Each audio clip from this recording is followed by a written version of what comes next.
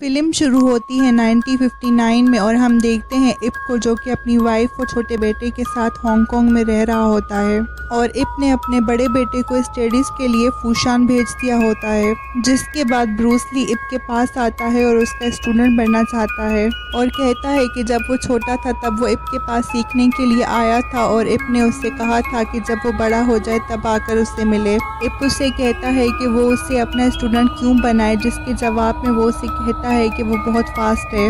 इप उसकी स्पीड को चेक करने के लिए उसकी तरफ सिगरेट्स फेंकता है और वो सारी सिगरेट्स को किक करता है, जिसके बाद इप उसको ना एक्सेप्ट करता है और ना ही रिजेक्ट और दरवाज़ा खोलता है और ली वहाँ से चला जाता है। सीन चेंज होता है और हम इप के बेटे को देखते हैं जो एक लड़के फोंग के साथ लड़ता है, जिसके बाद उनकी टीचर आकर उनको छुड़ाती है और वो दोनों बच्चों के पेरेंट्स को बुलाती है। जिसके बाद इप और उसकी वाइफ वहां आते हैं, पर फोंग का डैड वहां नहीं आता और फोंग भूखा होता है, जिसे देखकर वो उसे अपने साथ अपने घर ले आते हैं और उसे डिनर करवाते हैं। जिसके बाद दरवाज़ा नॉक होता है, जहां पर फोंग का डैड चोंग अपने बेटे को लेने आता है और दोनों बॉयज़ एक दूसरे को सॉरी कहते हैं और दोस्त बन जाते हैं। इप और चोंग खुद को इंट्रोड्यूस करवाते हैं, जिसके बाद चोंग अपने बेटे के साथ वहां से चला जाता है। चोंग को इप के बारे में पहले से ही पता होता है और वो दिल ही दिल में उससे जलता है और उससे आगे निकलना चाह रहा होता है। सीन चेंज होता है और हम एक अंडरग्राउंड फाइट को देखते हैं जिसे सेंग ऑर्गेनाइज कराता है, जहां पर चोंग पैसों के लिए एक फाइटर से लड़ रहा होता है। जिसके बाद हम सेंग के बॉस को देखते हैं जिसका नाम फ्रैंक होता है और वो अमेरिकन प्रॉपर्टी डेवलपर और बॉक्सर होता है और वो सेंग को एक स्कूल को खाली कराने को कहता है। जिसके बाद हम इप को देखते हैं जो अपने बेटे को स्कूल से पिक करने के लिए स्कूल के बाहर खड़ा होता है, जहां चोंग आता है और वो दोनों बातें करते हैं और हमें पता चलता है कि वो दोनों एक ही मार्शल आर्ट के स्कूल के स्टूडेंट्स थे और उनका मास्टर भी एक ही था। और चोंग इप से एक फ्रेंडली मैच के लिए कहता है, जिसे वो एक्सेप्ट करता है। जिसके बाद स्कूल की छुट्टी हो जाती है और इप अपने बेटे को लेकर जाता है, जहाँ पर सेंग आता है जो प्रिंसिपल के पास आते हैं और वो प्रिंसिपल को स्कूल बेचने के लिए कहता है और प्रिंसिपल इनकार कर देता है, जिस पर वो उसे मारता है। जिसके बाद इप वहां आता है और उन लोगों को मारता है और पुलिस को बुलाता है। अगले दिन सेंग स्कूल को बंद करवा देता है और इप अपने स्टूडेंट्स को कहकर स्कूल का दरवाज़ा खुलवाता है और वो सेंग के आदमियों को देखते हैं। जिसके बाद इप अपने स्टूडेंट्स के साथ स्कूल की हिफाजत करने का फैसला करता है। रात को इप अपने स्टूडेंट्स के साथ स्कूल की रखवाली कर रहा होता है, जहां पर सेंग के आदमी आते हैं और इप अपने स्टूडेंट्स के साथ उनसे फाइट करता है, पर कुछ लोग क्लासरूम्स में आग लगा देते हैं और प्रिंसिपल को अपने साथ ले जाते हैं और इप उन्हें देख लेता है और उसे बचाने की कोशिश करता है, पर वो लोग बहुत सारे होते हैं और वो इप पर हमला करते हैं और इप प्रिंसिपल को नहीं बचा पाता।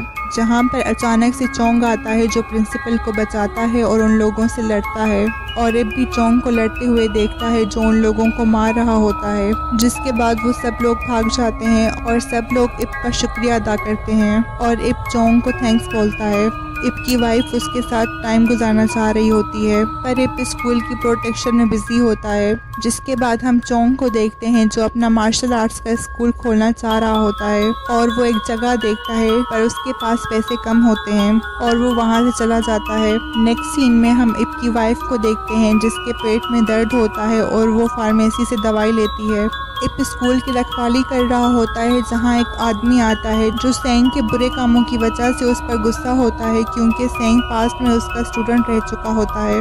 जिसके बाद वो दोनों सेंग के पास आते हैं और वो उसे समझाने की कोशिश करता है और उसे सब बुरे काम छोड़ने को कहता है, पर सेंग उसे बुरा भला कहता है और वो उससे थप्पड़ मार देता है, जिस पर वो गुस्से में आ जाता है और उसको नाइफ मारता है, पर इप उसे बचा लेता है और वो लोग अपने साथियों को बुला लेते हैं और वो लोग लड़ाई करने ही वाले होते हैं कि वहां पुलिस आ जाती है जो उनको रोक लेते हैं। जिसके बाद हम इप की वाइफ को देखते हैं जिसके पेट में फिर से दर्द होता है और वो हॉस्पिटल आती है, जहां उसे पता चलता है कि उसे ट्यूमर है और वो इस बारे में इप को कुछ नहीं बताती।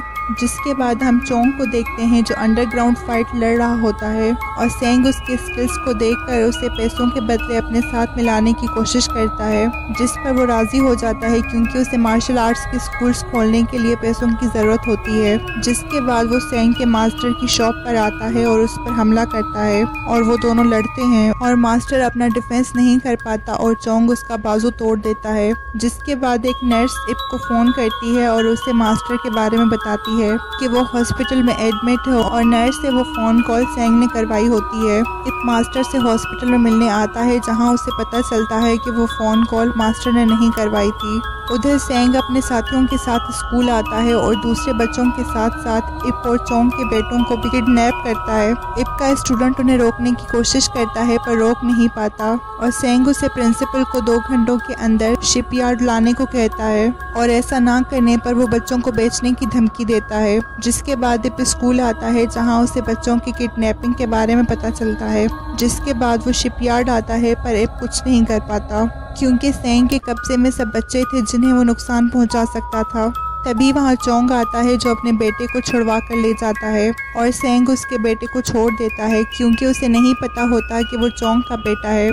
जिसके बाद सेंग इप को 11 लोगों के साथ लड़ने को कहता है जिनके साथ इप लड़ता है। चोंग का बेटा उसे अपने दोस्तों को छुड़वाने को कहता है। जिसके बाद वो वापस आता है और वो और इप उन लोगों के साथ लड़ते हैं। इसी बीच सेंग इप के बेटे को ले जाता है पर वो उसे बचा लेता है। जिसके बाद वहाँ पुलिस आती है और सब लोगों को अरेस्ट करती है पर सेंग भागने में कामयाब हो जाता है। जिसके बाद इप अपने बेटे के साथ घर आता है और उसकी वाइफ अपने बेटे को सही सलामत देखकर इमोशनल हो जाती है और इमोशंस में बहकर इप को बता देती है कि उसे कैंसर है। जिसके बाद वो डॉक्टर के पास जाते हैं जहां उनको पता चलता है कि वो कैंसर की लास्ट स्टेज पर है और उसके पास 6 महीने बचे हैं।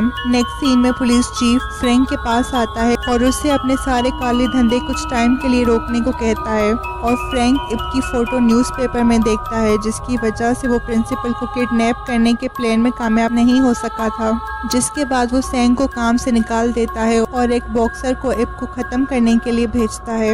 इप अपनी वाइफ के साथ एक मेडिकल शॉप से निकलता है और वो एलिवेटर में आते हैं जहां वो बॉक्सर भी आता है और इप उसके इरादे समझ जाता है। जिसके बाद वो इप और उसकी वाइफ पर हमला करता है और इप खुद को और अपनी वाइफ को उससे बचाता है और उसे एलिवेटर से बाहर ले आता है। जिसके बाद वो दोनों फाइट करते हैं और सीढ़ियों पर लड़ते लड़ते ग्राउंड फ्लोर पे आ जाते हैं और इप उसे एलिवेटर के ग्राउंड फ्लोर पर आने से पहले हराता है और उसे वहां से भगा देता है।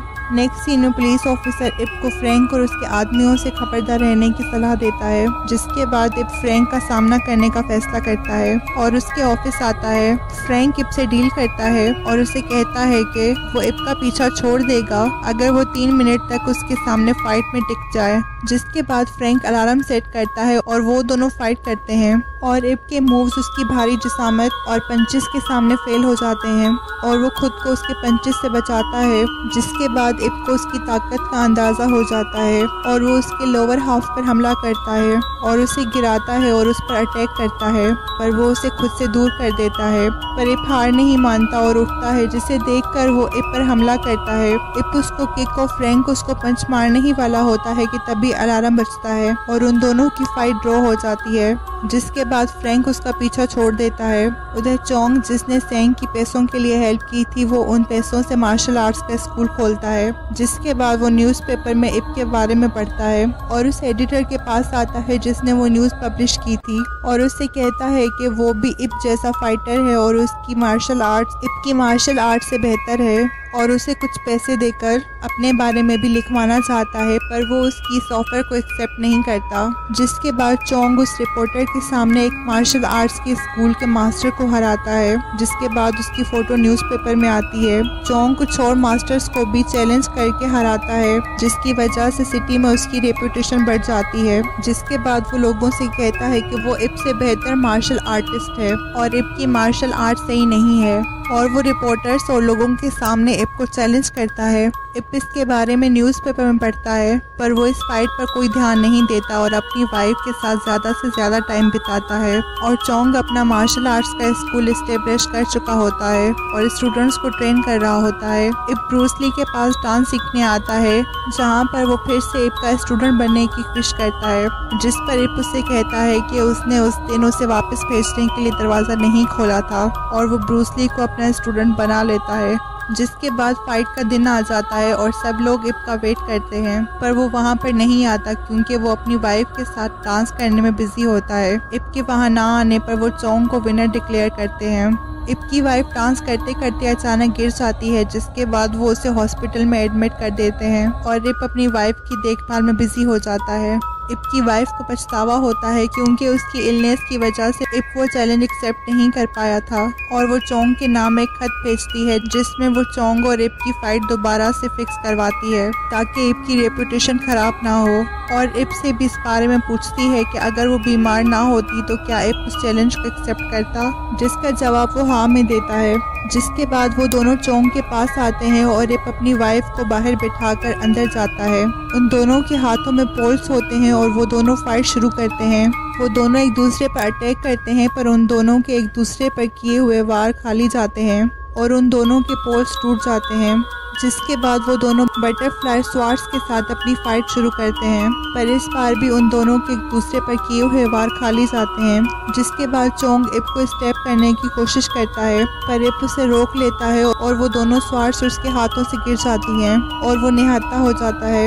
ये देखकर इप अपनी स्वार्ड फेंकता है और वो दोनों बगैर किसी हथियार के फाइट शुरू करते हैं और इप उसको गिराने की कोशिश करता है, पर वो बच जाता है।